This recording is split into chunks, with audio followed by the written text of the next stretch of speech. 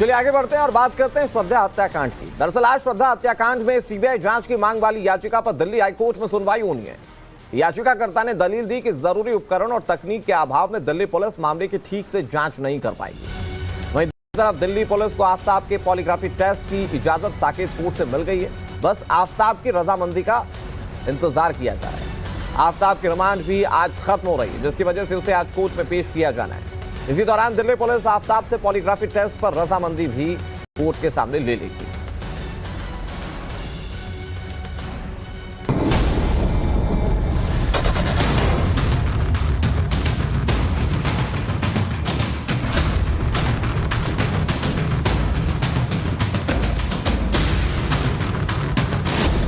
Police को मिला श्रद्धा का जबड़ा।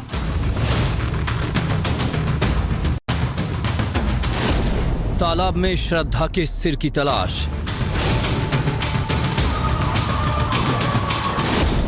क्या कातिल पुलिस को कर रहा है गुमराह?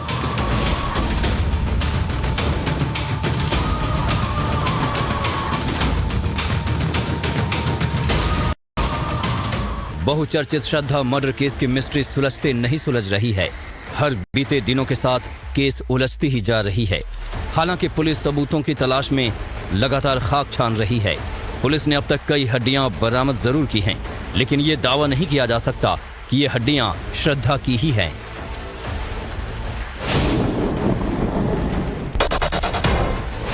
कातिल आफ्ताब की रिमांड आज खत्म हो रही है। आफ्ताब को आज कोर्ट में पेश किया जाएगा। सुरक्षा कारणों से आफ्ताब को वीडियो कॉन्फ्रेंसिंग के जरिए कोर्ट में पेश किया जाएगा। इस बात की पूरी संभावना है कि दिल्ली पुलिस आफ्ताब की रिमांड बढ़ाने की मांग करेगी। दूसरी तरफ पॉलीग्राफी टेस्ट के लिए आज ही आफ्ताब की रजामंदी ली जाएगी। पॉलीग्राफी टेस्ट कराने के लिए दिल्ली पुलिस को दिल्ली कोर्ट से पहले ही इजाजत मिल चुकी है।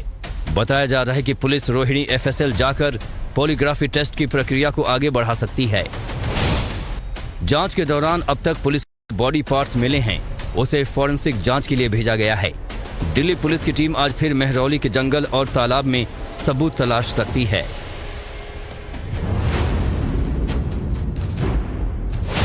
वहीं श्रद्धा मर्डर केस की जांच सीबीआई को ट्रांसफर करने संबंधी याचिका पर भी आज दिल्ली हाई कोर्ट में अहम सुनवाई होगी।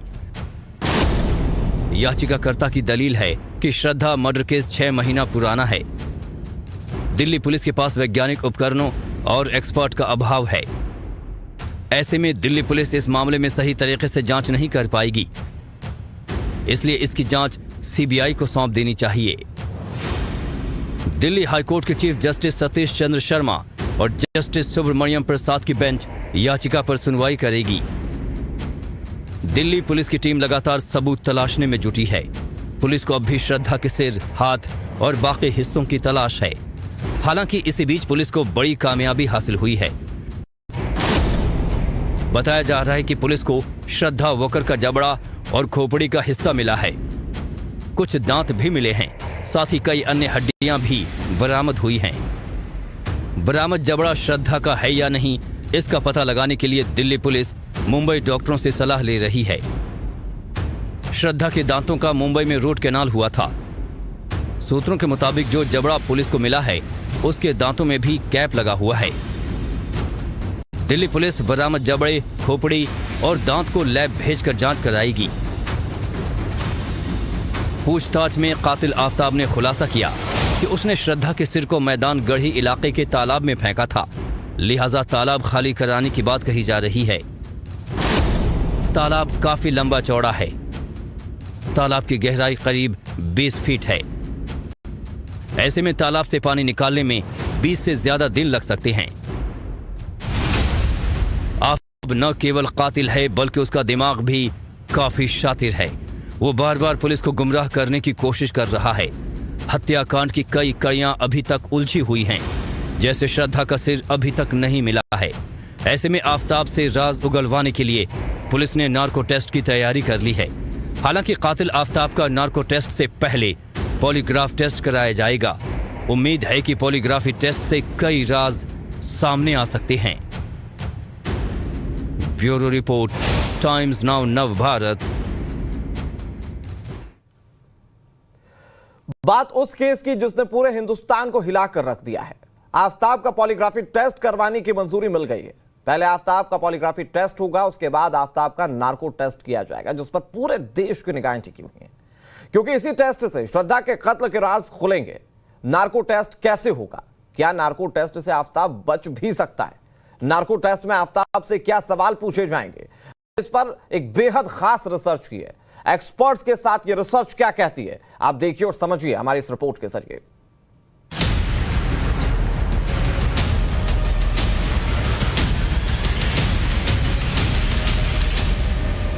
नमस्कार, आपके साथ मैं हूं विद्यानाथ झा। श्रद्धा मर्डर केस की गुत्थी अब नार्को पट्टी की है, क्योंकि आफताब का नार्को होने जा रहा है और इसीलिए हम आपको लेकर आए हैं एक ऐसे नार्को लैब में जहां हम आपको बताएंगे कि किस तरीके से यह नार्को टेस्ट किया जाता है और नार्को टेस्ट किसी केस को सुलझाने में कैसे काफी अहम होता है। नार्को टेस्ट होता है, ये जरा दिखाइए, मैं कहूंगा कि थोड़ा सा क्लोज आइए कैमरे में।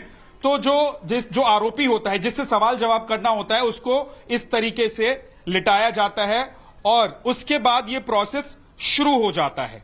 तो आप सबसे पहले देखिए कि आरोपी को किस तरीके से बिल्कुल सीधा उसे लिटाया जाता है और इसके बाद जो फर्स्ट स्टेप है इस नार्को टेस्ट का, उसमें एनेस्थीसिया का काम होता है, क्योंकि बेहोश करने की जरूरत है, लेकिन पूरी तरीके से बेहोश करने की जरूरत नहीं होती है। डॉक्टर श्वेता, ये पहला स्टेप है। तो मान लीजिए आफताब लेटा हुआ है और इसको कितना डोज एनेस्थीसिया का दिया जाएगा या किस तरीके से ट्रीटमेंट की शुरुआत होगी ताकि वो उस मेंटल लेवल पर पहुंचे जहां उसे सच और झूठ का पता नहीं हो और जो सवाल उससे किया जाएगा उसका जवाब वो दे सकता है। तो कैसे करते हैं इसकी शुरुआत? इसके लिए हम एक एनेस्थेटिक ड्रग होता है, इंजेक्शन थायोपेंटोन, वो यूज किया जाता है। हम ओटी में या एनेस्थीसिया के लिए तो बड़ी हायर डोज देते हैं, लेकिन नार्को टेस्ट के लिए हमें सिर्फ पेशेंट को स्टेज 2 ऑफ एनेस्थीसिया में पहुंचाना होता है। स्टेज 2 अगर मैं कॉमन मैन के लिए समझाना चाहूँ, वो ऐसी अवस्था होती है नींद की कि पेशेंट उसमें काम रहता है, सोता है, लेकिन जगा दिया जा सकता है और जवाब दे सकता है जो हम क्वेश्चन पूछना चाह रहे हैं। मतलब वो पूरी तरीके से बेहोश नहीं होता, जैसे हम ऑपरेशन में कर देते हैं कि उसको फील नहीं हो, कहीं से टच करें आप या उससे बात करें तो वो बात नहीं कर पाता। तो ये बेहोशी की हालत में सच बोलता है वो या झूठ भी बोल सकता है? बेहोशी की हालत में ज्यादातर जो सबकॉन्शियस माइंड में ज्यादातर सच बोलता है, इसीलिए इसको लेमन लैंग्वेज में ट्रुथ सीरम भी कहते हैं इस ड्रग को। Is funny part of this. और बहुत लो डोज दी जाती है। अच्छा। जैसे तो बॉडी के किस हिस्से में ये डोज आप लोग देते हैं? हमें ब्लड स्ट्रीम में डालना होता है। हमने जैसे कैनुला लगा दिया है, जरा बताइए। हाँ, ये पेशेंट का कैनुला लगा दिया है, मॉनिटर अटैच कर दिया है जिसमें हम बेसलाइन पैरामीटर्स नाप लेते हैं। उसकी हृदय की धड़कन कैसी है, बीपी कैसा है, ऑक्सीजन लेवल कैसा है, कितनी सांस ले रहा है, वो कितने रेट से ले रहा है, ये सब चीजें एक मॉनिटर हम अटैच कर देते हैं। कैनुला लगा लेते हैं क्योंकि ये जो ब्लड है, ये जो इंजेक्शन है डायरेक्टली ब्लड स्ट्रीम में एंटर होगा और इसीलिए वो तुरंत इफेक्ट दिखाता है।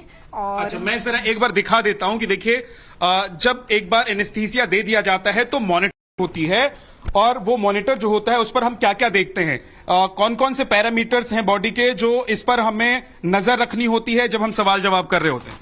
इसमें मेन पैरामीटर्स हृदय की धड़कन है जिसे हम हार्ट रेट कहते हैं, ब्लड प्रेशर है, रेस्पिरेटरी रेट है, मतलब वो कितनी रेट से सांस ले रहा है, और ऑक्सीजन लेवल सारी। ठीक है। इसके बाद अब बारी आती है, आप आ जाइए प्लीज यहां पर। इसके बाद बारी आती है कि भाई हम इस पेशेंट के साथ कैसे बिहेव करेंगे और वो कैसे रिएक्ट करेगा। डॉक्टर आशमा, आप बताइए कि कैसे जब एनेस्थीसिया लगा दिया जाता है तो आरोपी के दिमाग में क्या पहले से तो ये चल रहा होगा कि अब वो उस हाल में जाने वाला है या उसको थोड़ी सी बेहोशी की हालत में रखा जाएगा तो सवाल जवाब होंगे, तो उसके दिलो दिमाग में क्या चल रहा होगा उस वक्त, क्या चलता है? देखिए, अब उसके दिमाग में क्या चलता है इसी को पकड़ने के लिए नार्को टेस्ट किया जा रहा है, जिसमें जैसे डॉक्टर श्वेता ने बताया कि हम लोग उसमें मेडिसिन देते हैं, इंजेक्शन देते हैं, उसको सबकॉन्शियस ऐसा रखते हैं कि वो ना जगा हुआ हो ना सोया हो, ताकि हम सारी चीज को असेस कर सके, जो भी हमारे क्वेश्चंस हैं उससे पूछ सके, उसका जवाब ले सके। जी देखिए, जरा मैं दिखाना चाहूंगा कि इस तरीके से एक कैमरा भी होता है और वो कैमरा जो है वो इस नार्को टेस्ट के जरिए जितने भी सवाल किए जाते हैं, जवाब मिलता है, वो सभी रिकॉर्ड किया जाता है। ऐसा नहीं होता कि जो सवाल करने वाला ऑफिसर है या क्वेश्चनायर जो तैयार किया गया है किसी आरोपी के लिए, उससे सवाल जवाब होगा और वो हाथ से लिख के चला जाएगा, ऐसा नहीं होता। कैसे होता है विधभूषण जी? ये मान लीजिए आफ्ताब लेटा हुआ है, इससे हम सवाल करेंगे तो इस सवाल जवाब को क्या ऑन रिकॉर्ड जो रखा जाता है वीडियो पर वो अदालत में काम आता है, इन्वेस्टिगेशन में काम आता है? देखिए, पुलिस इन्वेस्टिगेशन के दौरान में 3 तरह के टेस्ट इस तरह के इन्वेस्टिगेशंस में होते हैं। एक नार्को एनालिसिस टेस्ट, जैसा मैडम ने बताया अभी आपको, ट्रुथ सीरम दिया जाता है। उसके अलावा ब्रेन मैपिंग होती है, उसके अलावा पॉलीग्राफी टेस्ट होता है। तीनों टेस्ट अलग अलग पैरामीटर्स पर होते हैं। और चूंकि इसमें लीगल पहलू, क्योंकि इसमें सुप्रीम कोर्ट ने हेल्ड किया है कि पेशेंट की बिना कंसर्ट के आप उसका कोई भी बॉडी के टेस्ट नहीं कर सकते। डॉक्टर डी के गुप्ता हमारे साथ हैं। डॉक्टर साहब थोड़ा सा आगे आइए। और सवाल यही है कि देखिए, कुछ तो ऐसे सवाल होते हैं जो बहुत नॉर्मल सवाल हैं, जनरल सवाल हैं जो किए जाते हैं, लेकिन कई महत्वपूर्ण सवाल होते हैं और वो सवाल अलग अलग केस में डिफर होते हैं, वो अलग अलग तरीके से किए जाते हैं। लेकिन जब एक पेशेंट एनेस्थीसिया देने के बाद अब इस हालत में है कि वो कॉन्शियस नहीं है पूरी तरीके से, अब उससे सवाल जवाब किया जाएगा, तो एक डॉक्टर होने के नाते वहां जो डॉक्टर टीम मौजूद होती है तो वो किस तरह से निगरानी रखती है और कैसे सवाल जवाब उससे किया जाता है? कैसे आप लोग पकड़ते हैं कि ये जो बोल रहा है वो सच बोल रहा है या झूठ बोल रहा है? देखिए, किसी भी क्राइम को इन्वेस्टिगेट करने के लिए हमें पता होना चाहिए कि असली कारण क्या था। असली कारण पता करने के लिए हम उस मरीज को स्टूबरस कंडीशन, मतलब आधी बेहोशी की अवस्था में ले जाते हैं, जिससे वो उसका जो टेक्टिकल ब्रेन है, जो लॉजिकल ब्रेन है, वो उसका काम कम हो जाता है। मतलब वो चालाकी और वो तेज पना करना वो कहीं ना कहीं कम करता है। उसकी वजह से हमें उम्मीद ऐसी होती है कि जब हम ऐसे सवाल पूछेंगे उस बेहोशी की अवस्था में, तो वो मोस्ट प्रोबेबली संभवतः सही आंसर देगा। उसमें जो शुरुआत करते हैं, जैसा बोला कि उसमें हम लोग नॉर्मली रैपो बिल्डअप करते हैं पहले मरीज के साथ। तो देखिए, हमारे साथ एक आरोपी रूपी व्यक्ति यहां पर मौजूद है। डॉक्टर साहब थोड़ा सा आगे आइए और मैं अपने वीडियो जर्नलिस्ट को कहूंगा कि वो यहां आगे तक आए। डॉक्टर साहब, आप कैसे सवाल जवाब करेंगे? ये जो आरोपी है वो लेटा हुआ है, वो बेहोश है, उस कंडीशन में नहीं है कि वो उठकर बैठ सकता है, लेकिन सवाल जवाब कर सकते हैं आप उससे। तो पहला क्या सवाल होगा और किस तरीके से जवाब? देखिए, पहले हमने इसको इंजेक्शन दे दिया है, हमने कंफर्म कर लिया कि स्टूबरस अवस्था में पहुंच गया। थोड़ा टच करके देखे कि पूरा तो नहीं सोया है, आधा। क्या नाम है आपका? क्या नाम है आपका? आफ्ताब। कहाँ रहते हैं? दिल्ली। किसको जानते थे? आपकी गर्लफ्रेंड का नाम क्या है? श्रद्धा। आप जानते हैं उसको? कब से जानते थे उसको? बहुत। इससे पहले लास्ट कब मिले थे उससे? तो इस तरीके से सवाल जवाब होते हैं। हम ये देखते हैं कि जब सवाल देखिए, इसकी हार्ट बीट बढ़ रही है, ठीक है। तो जब ऐसा होता है कि जब कोई बंदा झूठ बोल रहा होता है, तो नॉर्मली हमारा ब्रेन जो है ना, उस समय झूठ बोलने की कोशिश कर रहा होता है, तो कुछ हमारा जो नर्वस सिस्टम का पार्ट है वो उस समय एक्टिव होता है, और उस समय उसकी हार्ट रेट है, मतलब हृदय की गति है वो बढ़ जाती है। जैसे उस समय 100-110 के ऊपर पहुंच जाएगा, जब नॉर्मली 80 के आसपास चल रहा है। उसका रेस्पिरेशन, जो सांस की गति नॉर्मली 15 से 16 है, वो 20-22 से 25 पहुंच जाती है। उसका सेचुरेशन रुकता है, फॉल हो जाए, ठीक है। उसके अतिरिक्त उसकी जो क्या नाम है, इसमें ब्लड प्रेशर है वो बढ़ सकता है, बिकॉज उसको टेंशन हो रही थी जब जो झूठ बोल रहा होता है। तो ऐसे कई सारे पैरामीटर्स हैं जिनको हम देख, साथ में जो साइकेट्रिस्ट हैं वो देखते रहते हैं कि जब वो बोल रहा है तो वो किस तरह से बोला, उसके हाव भाव कैसे हैं। जब हमने सवाल पूछा तो नॉर्मली देखते हैं कि कुछ तो उसे स्पॉन्टेनियस आंसर दे दिए। अगर कोई सवाल में ऐसा पूछ रहे हैं जिसमें झूठ बोलने की कोशिश करता, तो वो हो सकता है थोड़ा टाइम ज्यादा ले, टर्न अराउंड टाइम ज्यादा हो, उस समय सोचने, उस समय हम देखेंगे क्या उसके जो वाइटल पैरामीटर्स हैं उनमें कुछ फ्लक्चुएशन है, चेंज आ रहा है। अगर वो चेंज आ रहा है और वो सोच के सवाल आंसर दे रहा है, तो इट मींस हो सकता है वो सवाल गलत, आंसर गलत हो उसका। तो ऐसे सवाल बार बार किए जाते होंगे। मुझे लगता है नियमपाल जी, आपने तो कई इस तरह के इन्वेस्टिगेशंस किए हैं, आप दिल्ली पुलिस में रहे हैं, एसीपी, और इस तरह के केसेस जब आते हैं तो आप लोग नार्को टेस्ट के दौरान कौन कौन से ऐसे सवाल होते हैं जो आप लोग सबसे पहले जानना चाहते हैं, जिसका जवाब पूछना चाहते हैं? देखिए, जब नार्को टेस्ट जो है, ये प्रोसेस ऐसा है कि जो पहले डिस्क्लोजर किया है पुलिस के सामने, उसका ऑथेंटिकेशन क्या है, उसको कोरोबोरेटिव करने के लिए नार्को टेस्ट किया जाता है। तो इसमें जितने भी क्वेश्चन बनाए जाते हैं, 25, 30, 50 जितने भी हैं, शॉर्टेस्ट फिगर होती है, ज्यादा नहीं होते, ज्यादा लेंथी नहीं होते। तो छोटे क्वेश्चन जो पूछे जाते हैं, हाँ या ना में, ज्यादा लंबा नहीं, उससे क्या है कि डिस्टर्ब हो जाता है वो सिस्टम। क्वेश्चन भी 2-3 तरह के, जैसे यस या नो क्वेश्चन हो गए, प्रोविंग क्वेश्चन हो गए, क्रोधना, मतलब जाके और डीपली जाना उसमें कि कहीं आप गए थे, मिले थे, तब किया, तो उसको पूरा चेन ऑफ इवेंट्स को जोड़ने की कोशिश करना। तो कुछ होते हैं पॉजिटिव नेगेटिव, कुछ ओपन एंडेड होते हैं जिसमें ओपन एंडेड है, जिसमें घुमा फिरा के बोलता है, कुछ क्लोज एंडेड होते हैं जिसमें सिर्फ यस या नो बोलेगा, कुछ टाइम बताएगा, कुछ होते हैं प्रोबिंग क्वेश्चन, जब हम परतें खोलनी होती हैं किसी क्राइम की तो उसमें प्रोबिंग क्वेश्चन। और इस केस में भी परतें ही खोलनी पड़ेंगी, है ना वेदभूषण जी? मुझे लगता है क्योंकि आप तो बहुत क्लोजली फॉलो कर रहे हैं इस केस को, तो सबसे महत्वपूर्ण सवाल मुझे जो लग रहा है वो ये होगा किसी भी इन्वेस्टिगेशन टीम के लिए कि जिस रात उसकी कत्ल की गई, श्रद्धा की कत्ल की गई, उस रात क्या हुआ था? तो सबसे पहला सवाल मुझे लगता है यही पूछा जाना चाहिए कि उस रात हुआ क्या था, झगड़ा हुआ था या नहीं हुआ था, गुस्सा क्यों हो गए, इस तरह के सवाल होंगे। देखिए, जो सवाल होते हैं इस तरह से प्रिपेयर किए जाते हैं। इन्वेस्टिगेटिंग जो टीम है उनकी जिम्मेदारी है कि क्वेश्चन, लीडिंग क्वेश्चन ना पूछें, अदरवाइज कंफर्टेबल जोन में आ जाएगा और जवाब अकॉर्डिंगली वो उसके माइंड में होंगे वो दे देगा। क्वेश्चन ऐसे होने चाहिए जो बिल्कुल एकदम कोरोबोरेटिव हो और हार्ड हिटिंग क्वेश्चन हो। आपने क्यों मारा उसको उस रात को, कितने टुकड़े किए उसके, इसको आप 3 स्टेज में बांट सकते हैं सवालों को।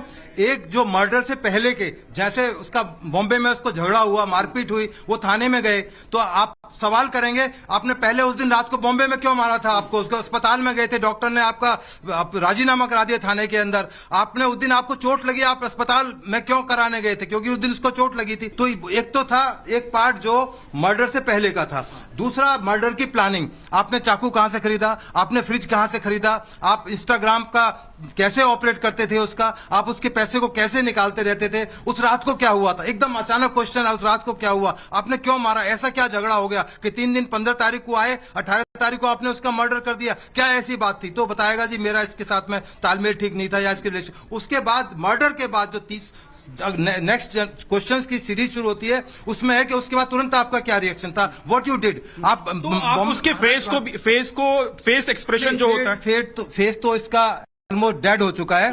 केवल इसका अचेतन माइंड, जिसको सबकॉन्शियस या अनकॉन्शियस माइंड कह सकते हैं, केवल वो काम कर रहा है, क्योंकि इसका कंट्रोल अपनी बॉडी से हट चुका है। इसलिए हम बार बार जब डॉक्टर पिन चुभोते हैं, ऐसे करते हैं पेशेंट को, वो थोड़ा बहुत उसके अंदर बॉडी के अंदर जाता है कि हाँ मुझे को कुछ लग रहा है। वो भी एक देखने वाली बात होती है कि कितनी देर में रिएक्ट करता है। मैंने इसको चुभाया एकदम से, और दूसरा उसको लगेगा मेरे को कुछ चुभा है, तो उसमें थोड़ा सा गैप आ जाता है। अच्छा, मैं क्यों गैप को पकड़ना है, डॉक्टर्स का काम यही है कि वो बताए कि एनेस्थीसिया एक्सपर्ट है। मैं बिल्कुल उनसे एक बार पूछता हूं कि देखिए अभी क्या है कि 2-4 सवाल कर लिए है ना, कि पूछ लिया गया है कि भाई तुम्हारा नाम क्या है, पूछ लिया गया है कि उस रात झगड़ा हुआ था या क्या हुआ था। अब क्या आपकी भूमिका फिर बीच में आती है, बार बार आप क्या उसको चेक करती हैं, देखती, इधर आ जाइए, क्या आप बार बार पिन चुभोते हैं, उंगली से उसको टच करके देखते हैं कि वो जिस लेवल पे आपने उसको बेहोश करना चाहा है उसी लेवल पे है, ज्यादा बेहोश हो गया है, कम बेहोश हुआ है, कैसे होता है? उसका ना साइंस ऑफ अराउजल, मतलब कितना वो होश में वापस आ रहा है, ड्रग का इफेक्ट वीन ऑफ हो रहा है, मतलब कम हो रहा है, वो हमें क्लोज वॉच रखनी पड़ती है। इसीलिए उस टेस्ट के दौरान रेगुलर पूरा टाइम पे रहना पड़ता है एनेस्थेटिस्ट को और बाकी अलग डॉक्टर्स को। क्या सवाल आप ये एक साथ, आपकी जो सवालों की फहरिस्त होती है वो सवाल एक साथ सारे कर दिए जाते हैं या बीच में आप लोग गैप रखते हैं ताकि थोड़ा सा उसको भी रिलैक्स रखा जाए? जवाब देने वाले के ऊपर डिपेंड करता है। अगर वो जवाब हमारे हिसाब से जो उसने पहले स्टेटमेंट दिए हैं उसको कोरोबोरेटिव कर रहे हैं तो उसको गैप दे देंगे। ज्यादा गैप नहीं दिया जाता, गैप दे के उसको जो है प्रोसेस। लगभग कितने घंटे का ये प्रोसेस होता है? प्रोसेस 1 घंटा ज्यादा 1 घंटे में हो जाता है। नॉर्मली 45 मिनट्स का होता है, क्योंकि एनेस्थीसिया के डॉक्टर होते हैं, उनको बिल्कुल एक्यूरेसी होती है कि इतने मिनट बाद इसका असर कम होना शुरू हो जाएगा। तो जो 45 मिनट्स आपको दिए गए उसी के ड्यूरेशन में आपको अपने सवाल जवाब जो भी इससे एक्सट्रैक्ट करना है सब्जेक्ट से, आपको एक्सट्रैक्ट कर लेना है। बड़ा इंपॉर्टेंट सवाल है, जैसे अभी उसने पहले बताया, इसके टेस्ट से पहले उसने बताया कि मैंने श्रद्धा की जो मुंडी थी, जो हेड था, उसको मैदान गढ़ी के तालाब में फेंक दिया था। पुलिस सारे तालाब को पानी निकाल के उसमें लगी हुई है कि शायद मुंडी इसमें मिल जाए, परंतु अब जब इसको चेक किया, जब एनेस्थीसिया डॉक्टर ने एनेस्थीसिया दिया, इसने कहा कि नहीं, मैंने मुंडी को वहां नहीं फेंका था, मुंडी को तो मैंने एमसीडी के डस्टबिन में फेंक दिया था।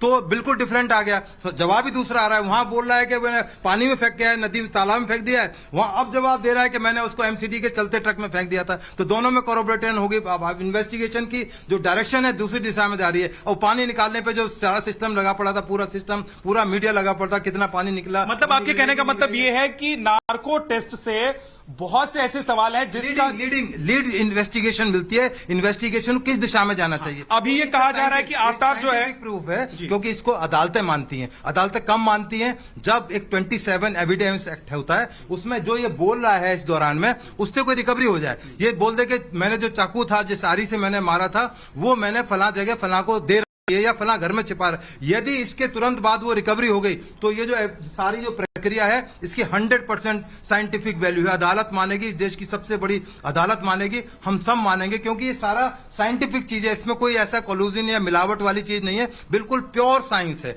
जब नार्को टेस्ट होगा, जो भी 30 क्वेश्चन सपोज मान के चलते हैं हम कि 30 क्वेश्चन, उसमें 30 में से अगर 15 10 भी ऑथेंटिकेट हो गए तो कन्विक्शन के लिए काफी है। अच्छा,